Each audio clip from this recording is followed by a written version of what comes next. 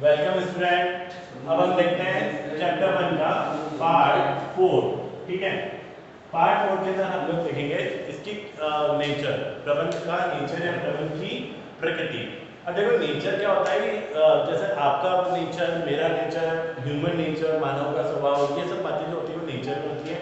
उसी प्रकार से प्रबंध का नेचर क्या हो सकता है। लेकिन जो प्रबंध का नेचर है वो इस तरीके से माना जाता है कि पहले प्रबंध को कला के रूप में माना जाता था, यानी कि मैनेजमेंट इज एन आर्ट। अब प्रबंध को विज्ञान भी माना जाता है और अब वर्तमान में जो है प्रबंध को कला और विज्ञान दोनों माना जा रहा है। यानी समय के साथ साथ में इस प्रबंध के जो नेचर है, इसकी जो प्रकृति है वो भी बदल चुकी है।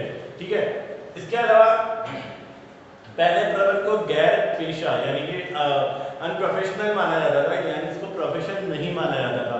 लेकिन अब प्रबंध को पेशा, इट मींस प्रोफेशन माना जाता है। ठीक है, तो समय के साथ साथ में जो प्रबंध की प्रकृति यानी इसके नेचर में जो चेंजेस हैं वो हम लोग जो है इस वाले वीडियोस में देखेंगे। आपकी बुक के अंदर 4 पार्ट के अंदर इसके नेचर को बताया हुआ है। जो फर्स्ट है वो है मैनेजमेंट एंड मल्टीडिसिप्लिनरी डिसिप्लिन, यानी प्रबंध बहुविधा के रूप में, प्रबंध विज्ञान एवं कला के रूप में, it means management as a science and art. ठीक है, थर्ड जो है मैनेजमेंट एज ए प्रोफेशन यानी प्रबंध पेशे के रूप में, और फोर्थ है मैनेजमेंट एज यूनिवर्सल यानी प्रबंध सार्वभौमिक रूप में। तो इस वाले वीडियो में हम लोग 2 ही पार्ट पढ़ेंगे, जो है प्रबंध बहुविधा के रूप में और प्रबंध विज्ञान और कला के रूप में। ठीक है, अब देखिए मैनेजमेंट एज मल्टीडिसिप्लिनरी डिसिप्लिन। ठीक है, तो सबसे पहले तो डिसिप्लिन होता क्या है, यानी विधा क्या है।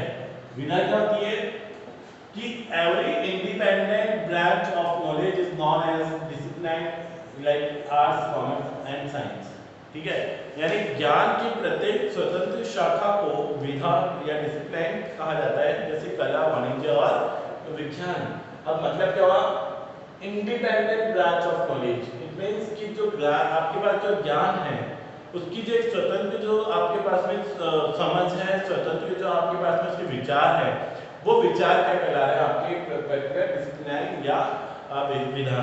ठीक है, अब ये बात यहाँ पे क्यों आई, इसलिए क्योंकि जो प्रबंध है ना, इस प्रबंध के अंदर कई सारे ज्ञान का समावेश हुआ है। अब वो ज्ञान यानी ब्रांच ऑफ नॉलेज क्या है, वो ब्रांच ऑफ नॉलेज है दीज लाइक दिस, यानी ये सब्जेक्ट्स, हम इन्हें सब्जेक्ट कह सकते हैं पर ये ज्ञान है, जैसे economic, political, biology and psychology, anthropology and sociology और एसेट्रा आल्सो। ठीक है, तो ये सारे जो सब्जेक्ट यानी अब ये सब्जेक्ट में जो नॉलेज है वो सब कहीं ना कहीं पे इस मैनेजमेंट के अंदर इंक्लूड होती है। ठीक है, समझ में आ रहा है, मतलब कि ये जो सब इनका जो विषय से संबंधित जो ज्ञान है या ब्रांच ऑफ नॉलेज है वो इस मैनेजमेंट में कहीं ना कहीं पे इन्वॉल्व होती है या पाई जाती है। जैसे अब मैं बात करूं आपके जैसे सबसे पहले बात करते हैं इकोनॉमिक्स, इट मींस अर्थशास्त्र।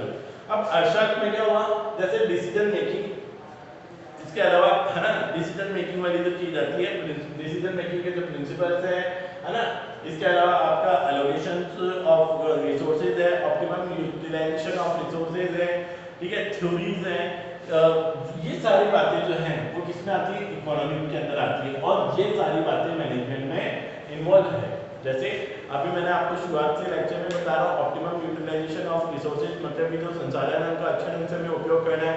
तो ये चीज़ हमें कौन सिखा रहा है, ये हमें पर्टिकुलर दिस डिसिप्लिन यानी इकोनॉमिक जो आपका जो नॉलेज है ये हमें ये चीज़ बताता है। तो ये कहाँ पे इन्वॉल्व हो गई, मैनेजमेंट में इन्वॉल्व होती है या हो चुकी है। ठीक है, आ गया।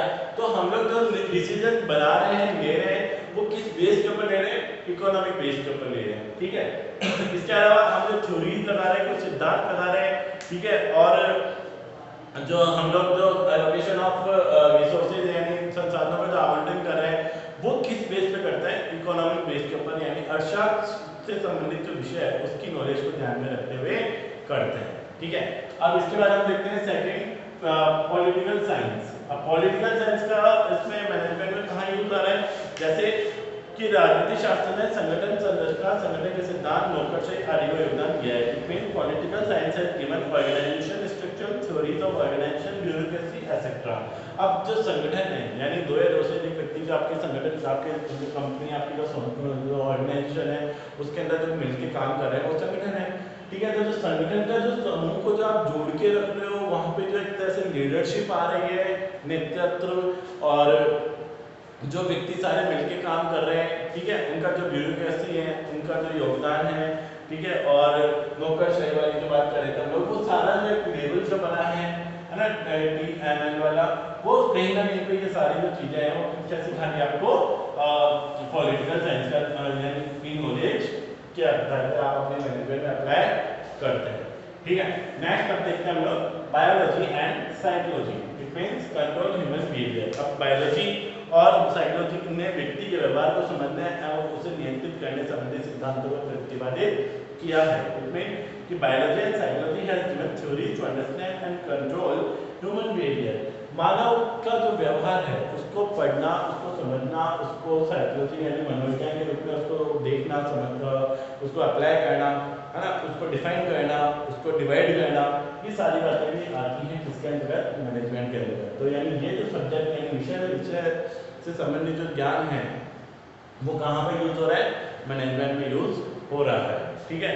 इसके बाद जो नेक्स्ट है वो है एंथ्रोपोलॉजी, ठीक है। इट मींस आपका ये हो गया आपका मानव शास्त्र, है ना, या इस मानव शास्त्र में moral values and business ethics वाली बात आती है, यानी कि नैतिक मूल्य और व्यावसायिक नैतिकता से संबंधित जो सिद्धांत होते हैं कि आपकी मॉरल ड्यूटीज क्या है, आपका नैतिक कर्तव्य क्या है, आपके बिजनेस के अंदर नैतिकता क्या होती है, वो सारी एंथ्रोपोलॉजी यानी जो मानव शास्त्र है उससे संबंधित जितनी बातें होती हैं वो आपके एंथ्रोपोलॉजी वाली आपके मैनेजमेंट में भी काम आती है, ठीक है। और एक बात देखिए जैसे सोशियोलॉजी, अब सोशियोलॉजी मीन्स समाजशास्त्र।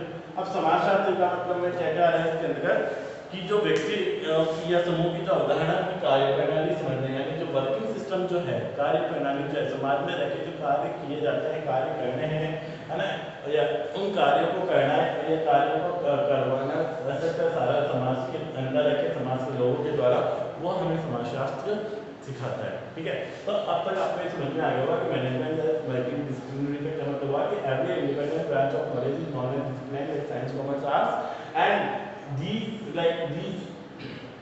factors कह लो या knowledge of branches of knowledge कह लो, है ना, सब्जेक्ट नॉलेज कह लो, ये कहीं ना कहीं पे मैनेजमेंट में इंक्लूड होती है, इसलिए प्रबंधक भूमिका के रूप में भी माना है, ठीक है।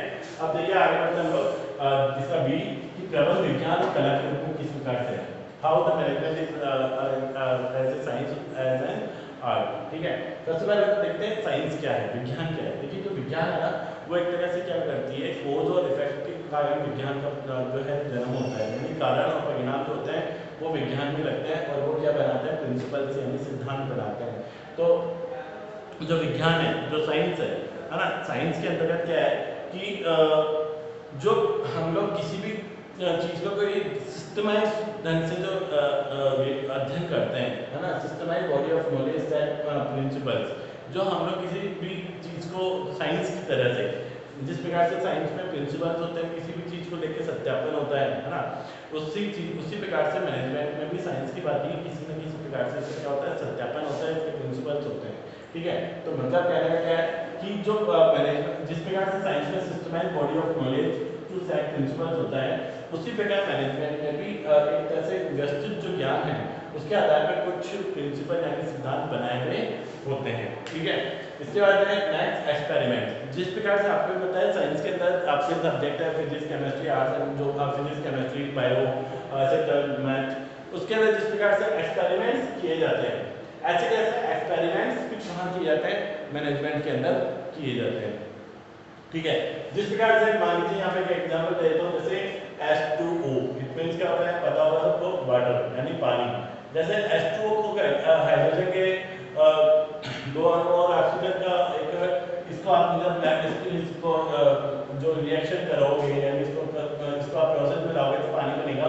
ये एक तरह से क्या है, यूनिवर्सल ट्रूथ है, सार्वभौमिक सत्य है। तो इसी प्रकार से मैनेजमेंट में भी कुछ यूनिवर्सल ट्रूथ होते हैं, सार्वभौमिक सत्य होते हैं, जो कि इंडिया में करो चाहे आउट ऑफ इंडिया कहीं भी करो, आपके सामने वही रिजल्ट सामने आएंगे, पर उसमें परिस्थितियां भी अकॉर्डिंग होनी चाहिए, ठीक है। तो यहाँ पे एक्सपेरिमेंट वाली बात भी कहाँ लागू होती है, साइंस की एज ए मैनेजमेंट है, इसलिए ये साइंस माना जाता है। Next cause and effect relationship, यानी कारण और परिणाम, कारण व परिणाम, जहाँ कारण होगा वहाँ उसका परिणाम भी जरूर निकलेगा। ठीक है, हम कारणों की खोज करते हैं और हमें क्या मिलता है, रिजल्ट, परिणाम। उसी प्रकार से प्रबंध में भी हम कारणों का पता लगाते हैं और उसके पश्चात हम उसके परिणाम तक पहुंचते हैं, इसलिए मैनेजमेंट को एज ए साइंस माना गया है। अब हम बात करते हैं as an art, as an art, कला के रूप में। अब कला के रूप में कैसे, a way of achieving desired result. कला क्या होती है कि चातुर्य के प्रयोग से, यानी अपनी चतुरता के उपयोग से हम अवांछित परिणाम प्राप्त करना ही कला है। सबसे पहली बात तो ये आ गई। ठीक है, यानी हम लोग, हमारे अंदर जितनी स्किल है, जितनी हम लोगों में क्रिएटिविटी है, उसको हम यूज करते हैं और उसके द्वारा जो हमको रिजल्ट मिलता है वो आर्ट है। पहली बात तो ये है ना। इसके बाद नॉलेज एंड एप्लीकेशन, हमारे पास में क्या होती है, ज्ञान होता है और उसके अलावा उसके कुछ सिद्धांत होते हैं। ठीक है, यानी हमारे पास में क्या है, व्यावहारिक और अभ्यास पक्ष से संबंधित होता है। इसके अलावा प्रैक्टिकल स्किल एंड प्रैक्टिसेस, यानी कि हम लोग क्या करते हैं, कुछ चीजें प्रैक्टिकल स्किल के आधार पर करते हैं। जिस प्रकार से आर्ट के अंदर जो कला, यानी हम एक ड्राइंग के अंदर बात करें तो जिस प्रकार से कोई जो है अंकों के आधार पर मान लीजिए हाथी बना देता होगा, अंकों के आधार पर मोर बना देता होगा, है ना, जैसे कि 2 के आधार पर मैंने इस तरीके से कोशिश की। तो हर व्यक्ति का अपना अपना क्या है, स्किल है ना, क्रिएटिव स्किल कह लो या प्रैक्टिकल स्किल कह लीजिए। तो ये जो गुण है वो एज ए मैनेजमेंट में भी पाया जाता है। यानी आर्ट्स के अंतर्गत जो चीजें आती हैं, यानी डिजायर्ड नॉलेज आती है, प्रैक्टिकल स्किल आती है, क्रिएटिव स्किल आती है ना, या मॉडिफाइड स्किल आती है, वो सारी स्किल कहीं ना कहीं पे मैनेजमेंट में भी उसके ऊपर जो है रिजल्ट अच्छा, हमारे को जो रिजल्ट चाहिए उससे संबंधित हम चीज़ों को करने के लिए करते हैं तो हमें को प्राप्त होती है। ठीक है, तो यहाँ पे मैंने आपको डिफाइन किया एज ए साइंस और एज ए आर्ट, दोनों अलग है।